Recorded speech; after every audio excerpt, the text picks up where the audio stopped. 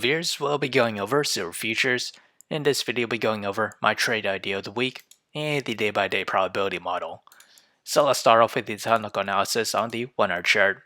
We are back into positive MACD. We're slightly off of overbought levels with the RSI. We did bounce right off the 150 moving average, this red line, currently at a price of $23.56.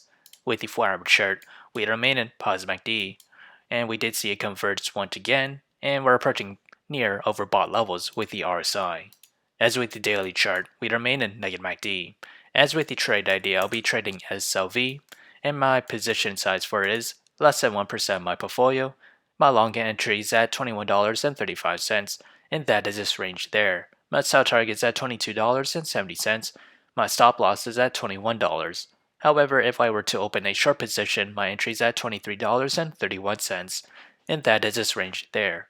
My sell target is at $21.72, and my stop loss is at $23.70. So whichever entry price were to hit first, that will be my position of the week.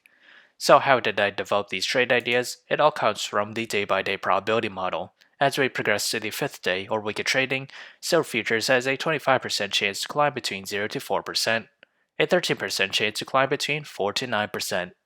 To the downside has a 50% chance to fall between 0 to negative 4%, and a 13% chance to fall between negative 4 to negative 9%. So if you enjoyed this content, feel free to like, comment, subscribe, and thank you for watching.